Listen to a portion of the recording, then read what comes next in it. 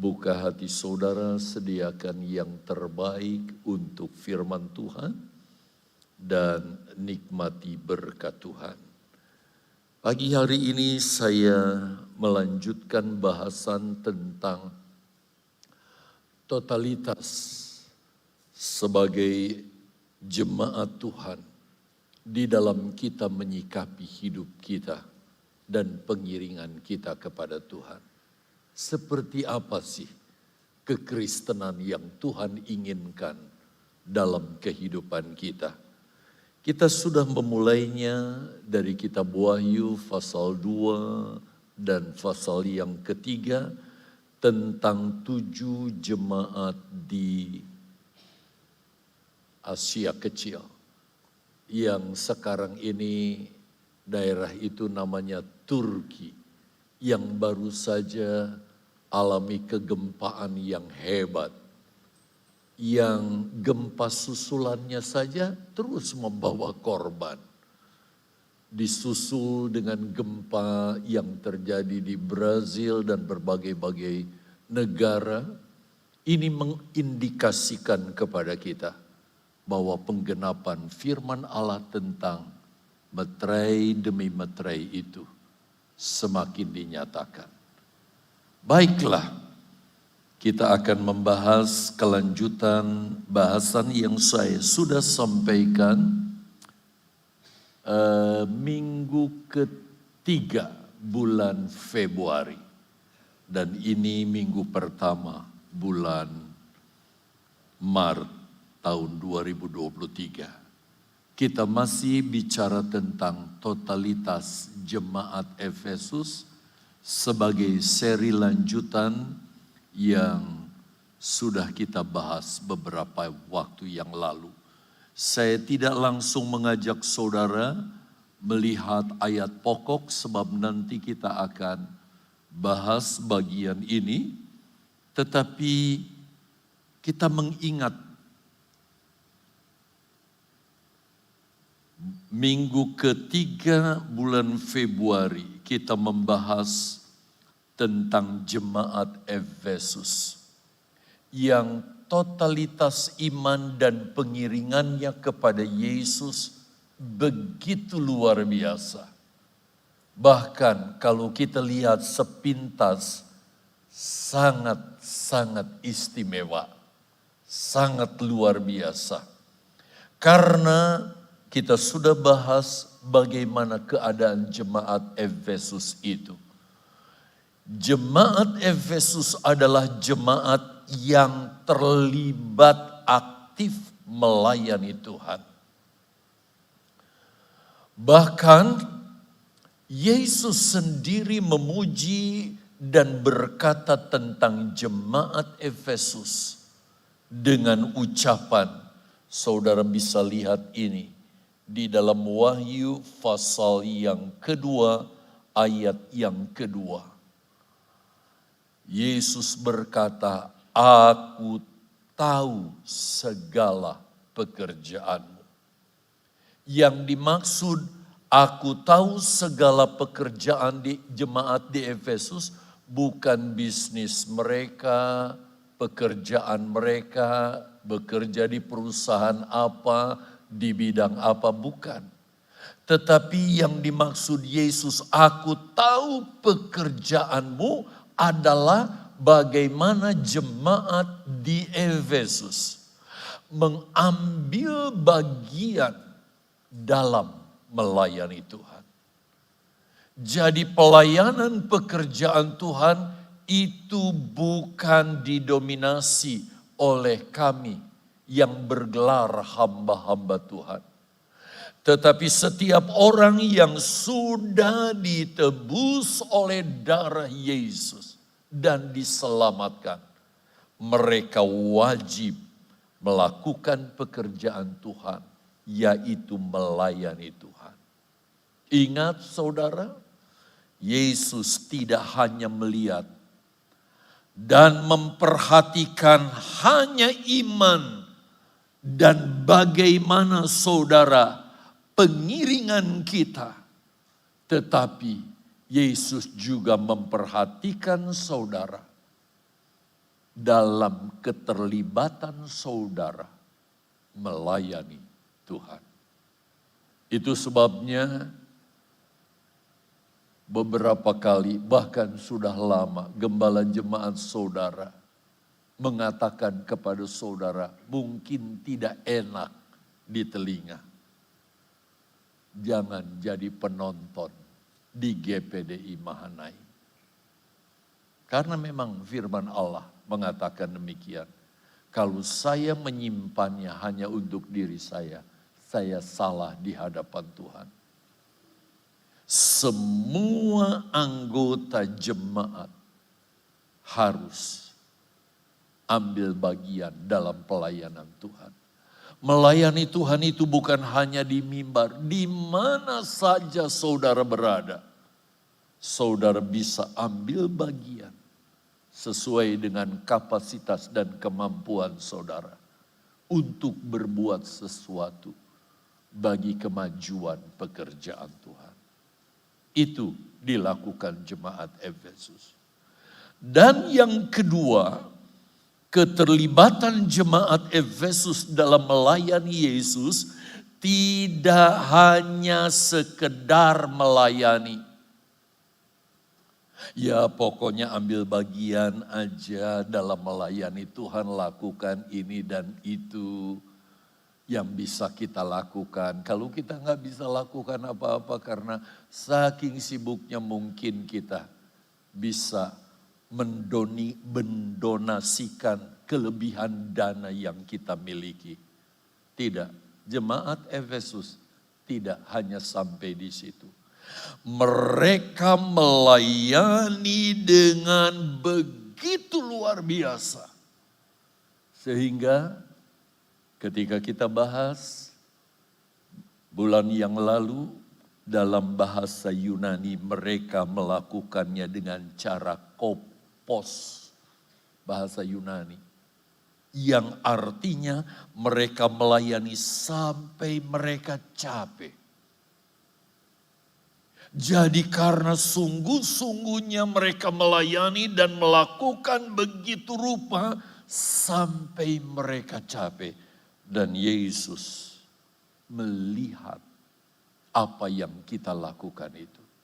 Itu sebabnya nanti saya akan membahas tentang pentingnya melayani itu dan hasil yang akan kita petik dalam melayani. Sampai rasa lelah yang kita alami, Yesus lihat, Yesus nilai. Dan ketika kita melayani, mungkin kita tidak melayani dengan mulus karena semua orang menerimanya. Tetapi tidak sedikit saudara yang bersikap kurang baik atas apa yang kita sudah lakukan. Sehingga kita susah, itu kopos. Disusahkan saudara. Karena tanggapan orang terhadap apa yang kita lakukan. Padahal kita nggak dapat apa-apa dari gereja. Tetapi Yesus melayani. Bahkan kata kopos juga bisa berarti sakit. Melayani sampai kesehatan kita terganggu. Entah karena kehujanankah atau karena apa sampai sakit. Dan Yesus memperhatikan, menilai itu semua. Dan yang ketiga, kalau kita baca Wahyu 2 ayat yang ketiga. Kalau ada Alkitab di tangan, HP di tangan, saudara bisa buka Alkitab. Baca Wahyu 2 ayat 3, jemaat Efesus. Karena melayani Tuhan, mereka rela menderita. Karena nama Yesus.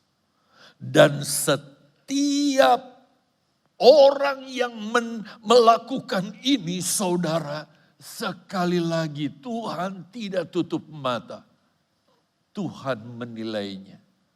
Ada pahala, ada mahkota yang akan kita terima. Bahkan jemaat di Efesus tetap setia melayani Tuhan Walaupun mereka harus alami penderitaan, ujian, cobaan, hinaan, bahkan aniaya karena nama Yesus. Namun jemaat di Efesus tidak sedikit pun bergeming. Mereka tidak menjadi kecewa dan tinggalkan Tuhan. Kok kenyataannya saya ambil bagian melayani Tuhan, kok hasilnya begini? Sama sekali tidak. Mereka tetap melayani Tuhan. Dan kalau kita perhatikan masih banyak hal lain yang harus kita acungi jempol tentang iman, kesungguhan, korban, bahkan apapun yang dilakukan oleh jemaat Efesus dalam pengiringan mereka kepada Yesus. Kita harus acungi jempol. Tetapi tadi pagi saya katakan Alkitab dia jujur menjelaskan tentang segala sesuatu. Kalau dari kacamata awam, kita angkat jempol buat jemaat di Efesus. Tetapi saudara, sekarang kita lihat dari kacamata Yesus. Apabila kita baca ayat berikutnya, ini sempat ayatnya saya bacakan di ibadah bulan lalu. Ternyata masih ada kekurangan di jemaat Efesus. Artinya masih ada yang harus diperbaiki, yang harus dipulihkan dalam jemaat Efesus. Saudara, sadarlah kita juga. Kalau kita sudah sekian lama mengikut Tuhan, bahkan mungkin kita sudah berstatus tertentu di kalangan gereja dengan jabatan tertentu. Tetapi saudara, kita harus sadar kita belum sempurna. Masih ada hal-hal yang harus dilengkapi dalam diri kita. Ada hal-hal yang dibenahi, yang salah, yang kurang di dalam diri kita. Termasuk di jemaat Efesus ini. Untuk itu, kita melihat bagaimana di mata Yesus tentang jemaat Efesus. Tidak sedikit hal-hal yang tidak bisa ditolerir menurut mata Yesus. Kalau mata kita udah keren, udah hebat, tetapi pandangan Yesus berbeda. Apalagi dengan diri kita. Di hari-hari yang dikatakan akhir zaman ini. Di mana banyak kekurangan-kekurangan yang harus diperbaiki dan dipulihkan.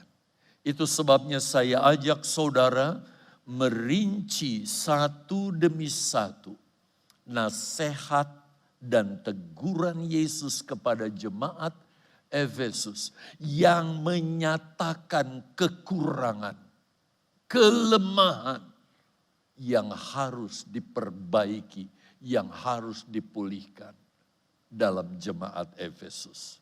Mari kita buka Wahyu pasal yang kedua, ayat 4 dan ayat yang kelima. Saudara perhatikan baik-baik saya yang membacakannya. Dan kalau saudara lihat di ayat itu yang saya tulis, ada yang di bold ya, dibesarkan sebagai perhatian buat kita tentang kekurangan-kekurangan jemaat di Efesus. Namun demikian, kata namun demikian adalah merupakan pembanding dengan ayat 2, 3, dan 4. Ayat 2, 3, termasuk 4, bagaimana hebatnya, luar biasanya jemaat Efesus. dalam reputasi pengiringan iman dan pelayanan mereka. Namun demikian, apa kata Yesus? Aku mencela engkau. Wow.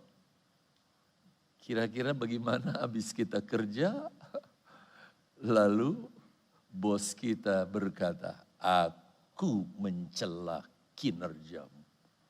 Wih, itu yang terjadi dengan Efesus. Kenapa? Karena engkau telah meninggalkan kasihmu yang semula. Jemaat Efesus kerja, melayani, tapi sudah lagi tidak ada passion di hati mereka. Kasih yang harus jadi dasar dalam melayani itu sudah zero, sudah nol, sudah kosong. Sebab itu ingatlah betapa dalamnya engkau telah jatuh. Mereka aktif. Tapi di mata Yesus mereka jatuh. Dan jatuhnya bukan sekedar jatuh, udah dalam. Lalu anjuran Yesus sungguh luar biasa. Bertobatlah dan lakukan lagi apa yang semula engkau lakukan. Mereka harus kembali kepada keadaan semula di mana mereka saat itu dipenuhi. Bukan hanya dengan Roh Kudus dan firman, tetapi kasih akan Allah yang melimpah-limpah itu. Apa konsekuensinya kalau mereka tidak mendengar apa yang Yesus nasihati dan tegur ini? Jika tidak demikian, aku, Yesus, akan datang kepadamu dan aku akan mengambil kaki dianmu dari tempatnya jika engkau tidak bertobat. Wih, mengerikan saudara. Rupanya kalau dalam diri kita nggak ada kasih, kita sama dengan orang yang nggak bertobat. Orang yang masih hidup di dalam dosa dan kejahatan. Saya harap kita sudah mulai memeriksai diri kita. Adakah kita seperti ini? Atau sebaliknya? Supaya kita benar-benar memperbaiki diri kita begitu rupa. Teguran Yesus yang pertama kita akan bahas, saudara. Dia berkata, namun demikian aku mencela engkau. Menurut penilaian Yesus. Atau kita dulu ya, menurut penilaian kita. Kesetiaan, pengabdian, pelayanan, jerih lelah, kesabaran, bahkan korban jemaat Efesus. Bagi Yesus, bagi pekerjaan Tuhan. Kita patut acungi jempol, saudara. Sangat istimewa, luar biasa. Bahkan saudara tidak berlebih-lebihan kalau kita kasih apresiasi bagi jemaat di Efesus ini. Sangat istimewa. Tetapi yang Yesus katakan. Selanjutnya yuk kita bahas kalimat ini. Yang tadi saya sudah angkat ketika membaca ayat yang keempat. Yesus berkata, engkau telah meninggalkan kasihmu yang semula.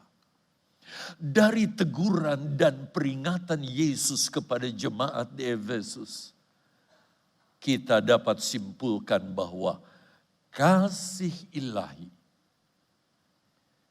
kasih Kristus itu harus ada di dalam setiap orang Kristen. Tidak terkecuali.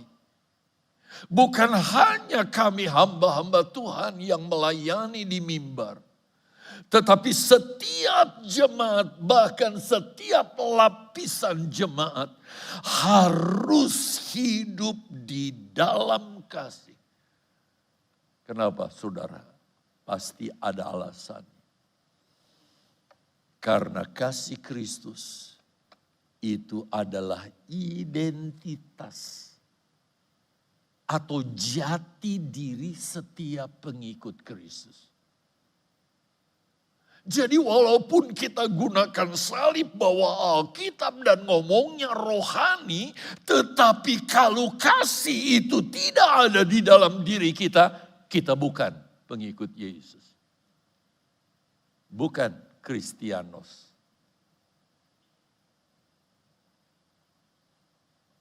Seorang pengikut Yesus yang tidak mengekspresikan kasih Yesus dalam dirinya, ia sama seperti lawan atau musuh Yesus. Yang merugikan Yesus, ini orang Kristen kok kayak gini kelakuannya. Bukan hanya kita saudara, tetapi nama Yesus. Karena kita tidak mengekspresikan kasih itu. Itu sebabnya, coba perhatikan kembali Wahyu pasal 2 ayat yang kelima. Pengikut Yesus yang kehilangan kasih ilahi, kasih yang mula-mula, itu adalah identik dengan orang yang, mari perhatikan kalimat berikutnya. Telah jatuh, lalu ia perlu bertobat.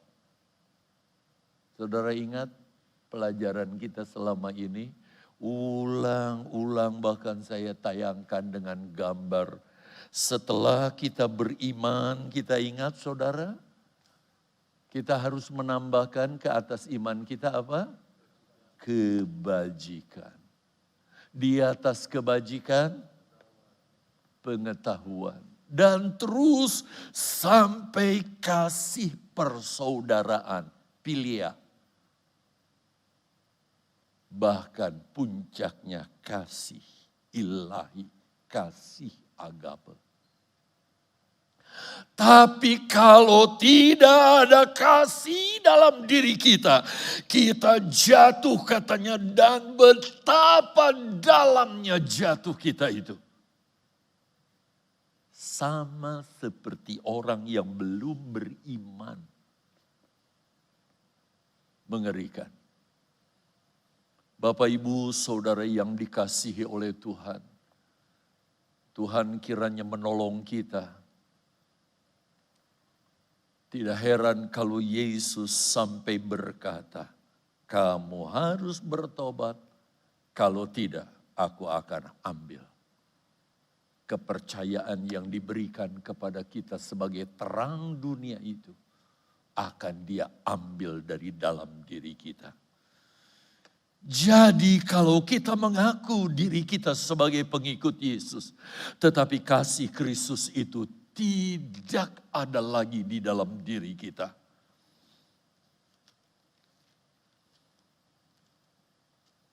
karena kita mungkin telah kehilangan kasih atau cinta yang mula-mula itu dalam diri kita. Maka kita akan menjadi orang yang sama seperti orang yang belum mengenal Yesus. Mari kita baca kembali ayat yang kelima ini. Dikatakan di ayat yang kelima, saudara, sebab itu ingatlah betapa dalamnya engkau telah jatuh. Bertobatlah dan lakukan lagi apa yang semula engkau lakukan. Yuk kita kembali dari titik nol saudara. Menata kekristenan kita lagi. Sampai kita benar-benar menjadi jemaat yang berkenan kepada Tuhan. Kenapa? Sebab kalau tidak, Yesus berkata, aku datang kepadamu dan akan mengambil kaki dianmu dari tempatnya jika engkau tidak bertobat. Jadi saudara lihat, tidak ada cara lain bagi orang-orang yang kehilangan kasih dalam dirinya. Dia harus benar-benar mengalami pemulihan dari Tuhan. Kenapa? Sekali lagi saya katakan kepada saudara, identitas pengiringan dan kasih kita kepada Yesus harus dipulihkan kembali. Sehingga seperti sedia kala pada waktu mungkin saudara percaya kepada Yesus. Saudara alami ini enggak? Pasti ya. Orang yang benar-benar lahir baru mengalami ini. Ketika dia mendengar kebenaran firman Allah dan alami lahir baru saudara. Luar biasa. Rasanya kita ingin selalu ada di gereja dekat dengan Tuhan. Baru saja hari Minggu ibadah, besoknya kita sudah berkata, kapan minggu lagi aku kepingin ibadah. Apalagi setelah saudara menyatakan diri untuk dibaptis, menguburkan hidup yang lama, hidup yang baru sudah ada di dalam diri kita. Maka saat itu kita akan rela menyerahkan waktu, tenaga kita, semangat kita, bahkan semua yang ada pada diri kita secara totalitas kita mau berikan kepada Yesus. Bahkan ada pepatah, bukan pepatah ya, salah kalau saya. Mungkin ini dibilang idiom atau bagaimana. Yang disebut pengikut Yesus yang sejati adalah orang-orang yang rela menyerahkan nyawanya bagi Yesus. Karena ia mengasihi Yesus dengan segenap hatinya. Saudara yang mengasihi Tuhan, biarlah kasih itu terus kita bangun, kita pupuk di dalam diri kita. Itu sebabnya apabila kita baca kembali dan perhatikan ayat pokok kita Wahyu 2 ayat 4, di situ dikatakan mengasihi Allah dengan sesama. Saudara seiman. Artinya yang dimaksud dengan kasih yang mula-mula adalah saya enggak pakai nomor urut di sini, tetapi cara mencatatnya saudara lihat. Orang yang benar-benar hidup dalam kasih yang mula-mula, yang seharusnya dipertahankan, enggak boleh sampai hilang. Yaitu kasih kepada Allah dan kasih kepada sesama. Yaitu kasih persaudaraan, kasih filia. Rankingnya keberapa? 1 sebelum puncak ya. Wih, luar biasa. Dan selain kasih kepada Allah, kasih kepada sesama. Perhatikan urut-urutan ini saudara. Kenapa posisinya seperti itu? Saudara lihat, kasih kepada Allah dan kasih kepada sesama. Kenapa? Karena tidak mungkin kita bisa mengasihi sesama kita kalau kita tidak mengasihi Allah. Kita akan lakukan semuanya dalam kepura-puraan. Kita jadi orang yang hipokrit, orang yang munafik, orang yang pura-pura. Tetapi kalau benar-benar kita membangun hubungan kasih kita kepada Dia. Seperti orang yang pertama kali fall in love ya saudara. Maka kita bisa mengasihi orang-orang yang ada di sekitar kita. Bahkan tidak menutup kemungkinan orang yang menjahati kita, memusuhi kita, menyakiti kita sekalipun, kita dapat kasih. Nggak heran kalau Yohanes, dia menulis di dalam suratnya yaitu 1 Yohanes 4 ayat 20 dan ayat 21. Saudara perhatikan ini susunannya. Lihat tayangannya saudara. Dikatakan jika seorang berkata aku mengasihi Allah. Mengasihi Allah. Dia tunjukkan ini di mimbar lagi. Dan ia membenci saudaranya, tapi dia tidak mengekspresikan kasih itu kepada orang yang ada di sekitarnya, maka ia adalah, apa sih pendusta itu?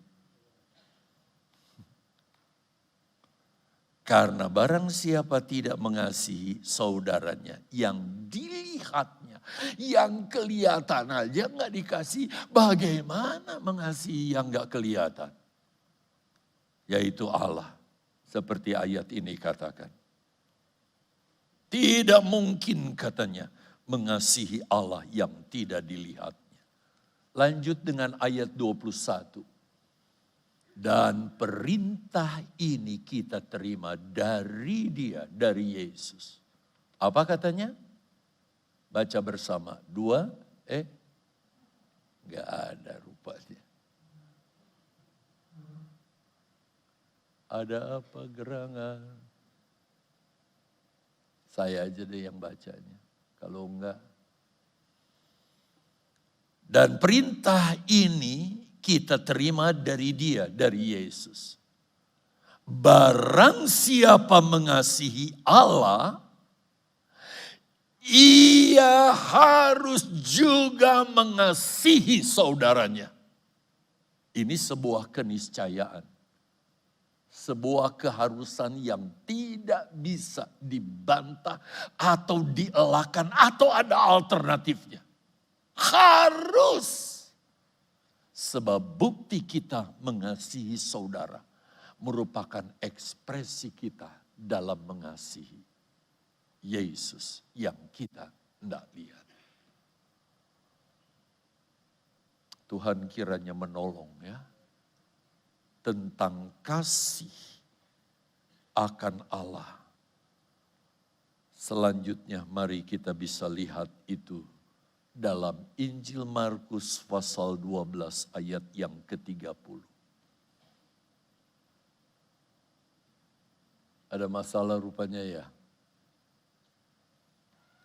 Markus 12 ayat yang ke-30. Aduh kasihan jemaat yang gak bawa Alkitab nih. Bisa bacanya di mana nih? Saya baca saja. Kasihilah Tuhan Allahmu dengan segenap hatimu dan dengan segenap jiwamu dan dengan segenap akal budimu dan dengan segenap kekuatanmu. Ini dasar dalam kita mengasihi Tuhan, yaitu dengan segenap hati kita. Jadi dari batin kita yang paling dalam. Di dalamnya ada ketulusan, ada kesungguhan. Tanpa saudara, apa basa-basi atau kepura-puraan dalam diri kita. Kita mengasihi Tuhan dengan segenap hati. Lalu dengan segenap jiwa. Kita tahu dalam jiwa ada perasaan, ada emosi di sana. Tetapi apa yang terbaik dari jiwa ini kita berikan bagi Dia yang kita cintai, yaitu Yesus. Dan dengan segenap akal budi, dengan akal pikiran kita, nalar kita, bahkan dengan segenap kekuatanmu. Kekuatan di sini bukan cuma otot saudara, tetapi talenta kita, semua potensi yang kita miliki, bahkan isi kantong kita. Kita mau donasikan karena kita mengasihi Tuhan lewat pekerjaannya. Bicara tentang model, cara, bentuk, dan ekspresi anggota jemaat yang mengasihi Yesus dengan kasih mula-mula, kita bisa lihat ini dalam bagaimana gereja mula-mula ketika baru percaya Yesus lalu alami kegerakan yang begitu besar. Sebab kalau kita pilih dari karakter si A, si B yang dicatat dalam Alkitab, kita akan agak sulit ya. Tapi kalau kita melihat bagaimana cara ibadah, bagaimana cara mereka bersosiali dengan teman seiman saudara, kita bisa lihat itu dalam kehidupan gereja mula-mula. Mari kita perhatikan saudara. Kita buka kitab Kisah Rasul. Puji Tuhan, sudah muncul lagi. Ini saudara bisa baca tentang bagaimana cara hidup orang-orang Kristen gereja mula-mula yang didorong oleh kasih mula-mula mereka beribadah, melayani dan sebagainya. Tetapi dari sekian banyak yang saya bisa pungut, saya lihat saja saudara, atau saya ajak saudara. Kita membuka Kisah Rasul pasal yang kedua, ada satu perikop yang lembaga Alkitab memberi judul Cara Hidup Jemaat yang Pertama. Yang benar-benar kekentalan kasih yang mula-mula itu begitu nyata. Baik kasih agape maupun juga kasih pilihan. Yuk kita mulai dari Kisah Rasul pasal 2 ayat 41. Dikatakan orang-orang yang menerima perkataan ini, saya berhenti sampai di situ. Jadi saya tidak membuat catatan, saya hanya mencatat ayat saja. Lalu saya kasih bold saudara hal-hal yang saya ingin angkat ini.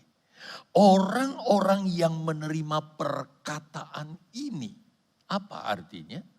Orang-orang yang mendengar khotbah-khotbah para rasul setelah mereka dipenuhi dengan Roh Kudus di awal pasal yang kedua kitab Kisah Rasul. Firman perkataan Allah yang disampaikan oleh hamba-hamba Tuhan ini membuat mereka percaya kepada Yesus dan mereka mengalami kelahiran baru. Entah diajak, entah bagaimana mereka datang ke gereja, dengar Petrus khotbah. Mereka dikatakan di ayat ini menerima perkataan itu di hati mereka menjadi percaya. Sebab itu langkah seterusnya apa? Lihat saudara, setelah mendengar perkataan ini apa langkah mereka? Karena percaya lahir baru mereka dibaptis. Hidup lama mereka dikuburkan. Hidup dalam kehidupan yang baru. Dan orang yang seperti ini, apa katanya? Jumlah mereka bertambah kira-kira kekuatan kasih yang terekspresi dalam diri anak-anak Tuhan sudah menyeret orang untuk datang kepada Kristus. Wow, sangat luar biasa saudara, sangat-sangat luar biasa. Kita rindu saudara, seluruh jemaat mengalami pengalaman ini sehingga kita seperti magnet yang begitu kuat bisa menarik mereka. Bukan kita yang menjadi daya tarik, tapi kasih Kristus dan Kristus yang terpancar dalam hidup kita lah yang membuat mereka begitu merindukan akan Yesus. Coba kita pindah ke ayat yang ke-42. Di ayat yang ke-42 dikatakan mereka bertekun dalam pengajaran rasul-rasul. Saudara suka pengajaran firman Allah? Aduh, membosankan. Gak ada waktu yang paling membosankan selain duduk 1 jam di gereja. Apa begitu?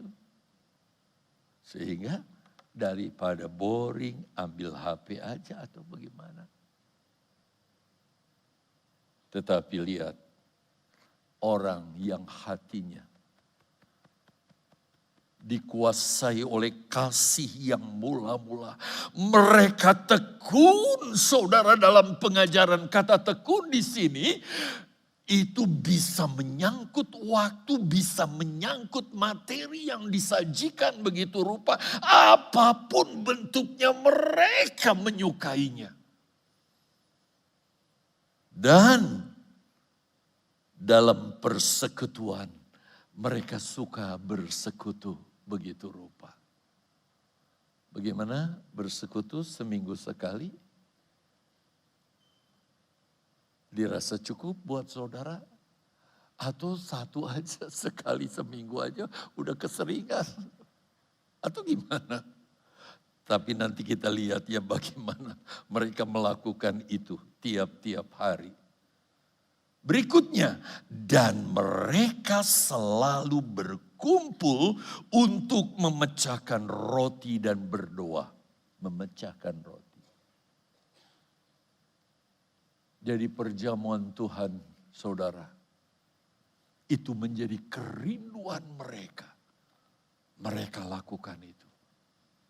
Saya mendorong saudara untuk lebih mencintai Tuhan. Dengan mengajak terus mengingat karya Yesus. Mungkin di Tegal baru GPDI Mahanaim ya, yang perjamuan Tuhannya sebulan 2 kali. Gitu. Beberapa kali saya ke Amerika, ke Belanda, ke Australia, beribadah saudara.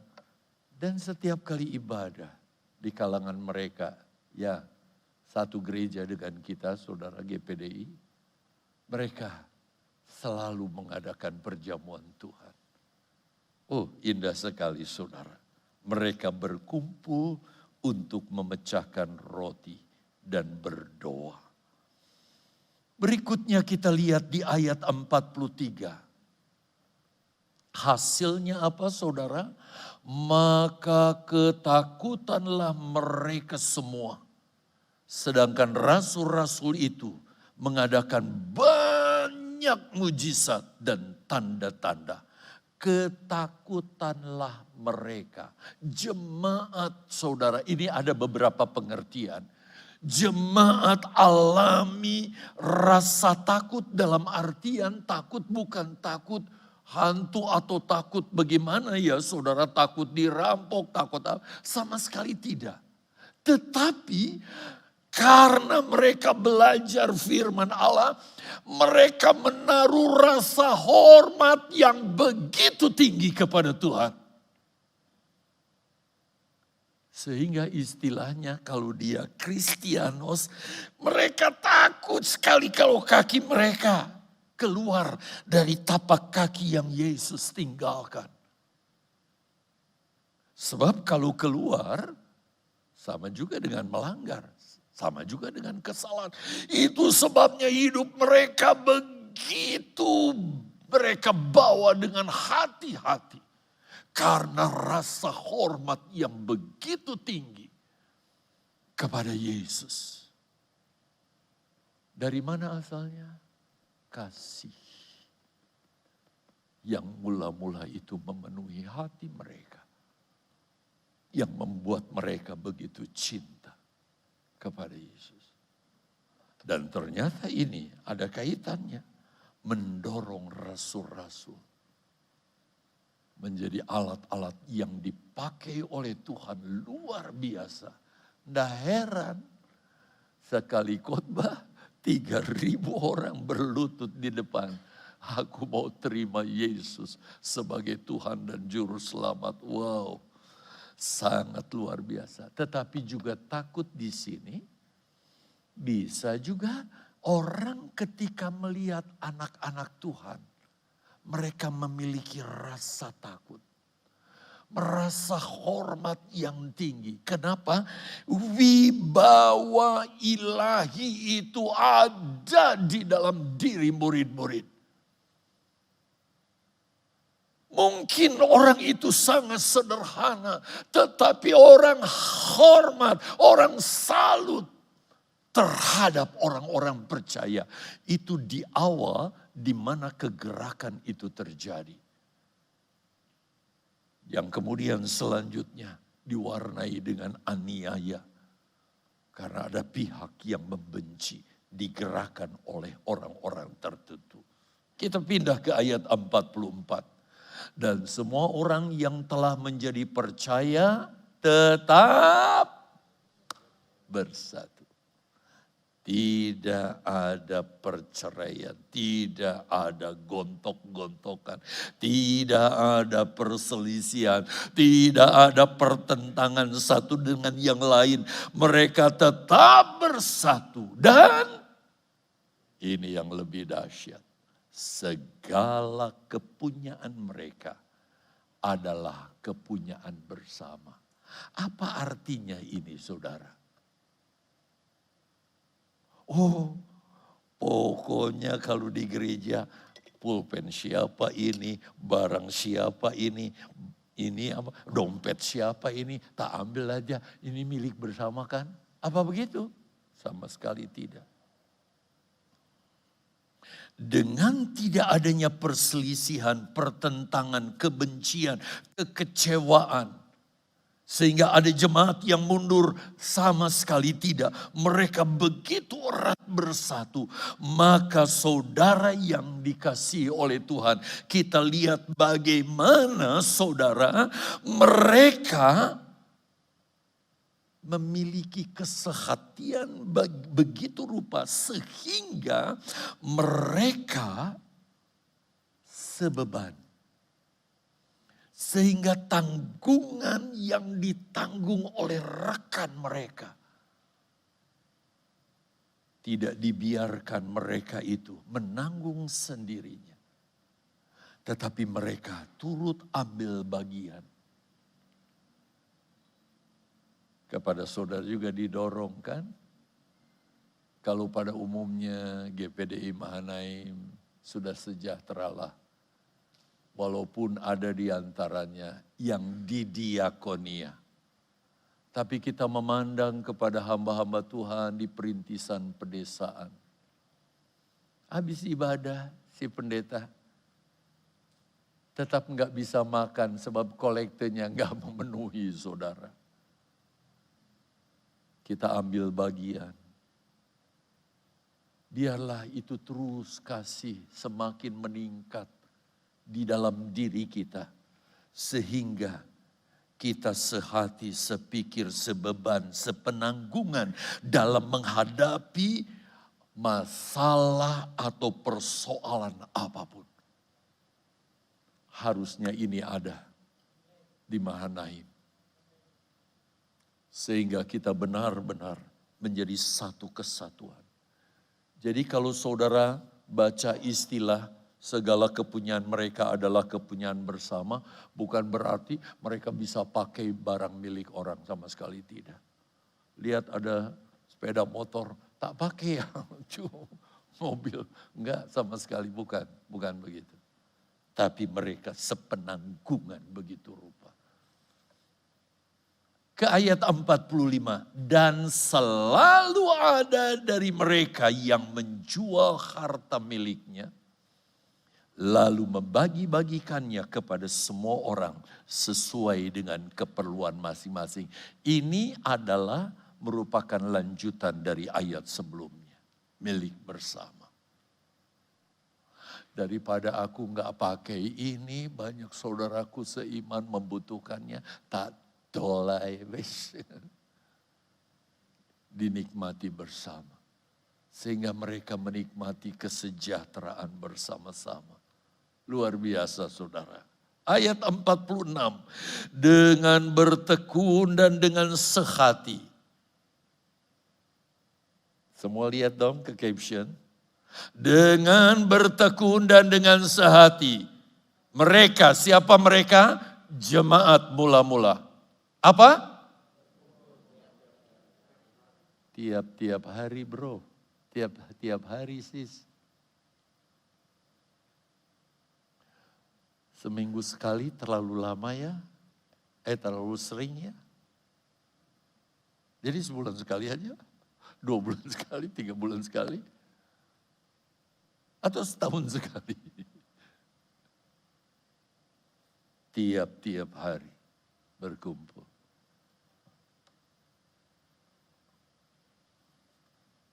Ini kalau bukan karena pekerjaan firman Allah Roh Kudus yang melahirkan kasih yang begitu luar biasa dalam diri mereka. Mereka tidak bisa mungkin melakukan hal ini. Selanjutnya di bagian B, saudara, dikatakan mereka memecahkan roti di rumah masing-masing. Ini bukan berbicara tentang perjamuan Tuhan. Yang perjamuan tadi di ayat sebelumnya ya, yang sudah kita bahas. Mereka memecahkan roti di rumah masing-masing. Ini makan bersama sebagai persekutuan saudara seiman. Mereka melakukannya dengan gembira dan dengan tulus hati. Jadi makan itu nanti kalau dimakan di rumahku, aku akan tunjukkan makanan yang paling hebat. Supaya mereka tahu siapa aku. Tidak. Lihat mereka melakukannya dengan tulus hati. Dengan sukacita. Sebagai satu keluarga. Kemah lakukan ini kan? Keren. Ayat 47. Sambil memuji Allah. Komputer tuh suka gitu ya, kita ngetik atau dia robah sendiri. Dan mereka disukai semua orang. Hei, kira-kira Mahanaim disukai enggak ya? Dan tiap-tiap hari Tuhan menambah jumlah mereka dengan orang-orang yang diselamatkan. Sekali lagi jemaat, dasarnya adalah kasih. Ini menjadi daya tarik yang luar biasa. Sehingga orang menyukai, bukan menghindari orang Kristen. Tiap-tiap hari Tuhan tambahkan jiwa-jiwa baru. Untuk menguji sejauh mana cinta mula-mula kita kepada Yesus. Sehingga kita bisa mengekspresikan cinta kita, kasih kita kepada saudara seiman. Caranya gimana saudara? Kita ukur saja dengan diri kita dalam kita mencintai orang yang kita kasihi. Ketika kita pertama kali jatuh cinta, rasanya pengen ketemu tiap hari. Bersanding terus saudara. Nggak ada bosen-bosennya. Lihat wajahnya. Tetapi bagaimana sudah 10 tahun kawin, 15 tahun kawin, 20 tahun kawin, 25 tahun kawin. Kalau ada gelas ukur saudara, ukurannya katakanlah ya, setinggi gini. Saat itu kalau diisi saudara, mungkin kasih kita meluap-luap saking banyaknya. Tapi setelah sekian lama kita menikah, bahkan tidak sedikit, ada rumah tangga yang kasihnya sudah sama sekali hilang. Mereka tetap berkumpul hanya karena status. Tapi kasih itu sudah tidak ada lagi. Apakah kira-kira kondisi rohani kita, kondisi kasih kita kepada Yesus ketika kita lahir baru, wow. Tapi setelah sekian lama, ya ke gereja pun hanya cuma sekedar untuk menunjukkan saya ini orang Kristen, saya harus ke gereja. Saudara, kalau jemaat Efesus ditegur oleh Yesus begitu rupa, kira-kira teguran daripada Yesus kepada jemaat Efesus ini adalah teguran untuk kita sekalian. Untuk kita minta kepada Tuhan, pemulihan kasih itu dinyatakan di dalam kehidupan kita. Itu sebabnya saya ajak saudara kembali ke Wahyu 2 ayat 5. Sekarang kita langsung saja ke bagian B. Jika tidak demikian, jika kita tidak alami pemulihan, Yesus berkata, aku akan datang kepadamu dan aku akan mengambil kaki dianmu dari tempatnya jika engkau tidak bertobat. Kita akan menjadi pribadi yang sama dengan orang yang ada di dalam kegelapan. Terang Kristus, kasih Kristus tidak ada lagi di dalam diri kita. Ini identik dengan apa saudara? Kita ada di dalam kekelaman di neraka yang kekal. Mengerikan, sangat mengerikan. Sebab itu Yesus berkata, betapa dalamnya kamu sudah jatuh. Kaki Dian itu diangkat. Tetapi mari pada pagi hari ini, ketika kita ambil roti, kita ingat kasih-Nya. Kita mau lebih mengasihi Dia. Kita ekspresikan kasih kita dengan kesungguhan kita, kesetiaan kita dalam pengiringan kepada Tuhan. Jemaat Mahanaim, kita tetap maju di dalam Tuhan dengan kekuatan baru dalam Dia. Tuhan Yesus memberkati.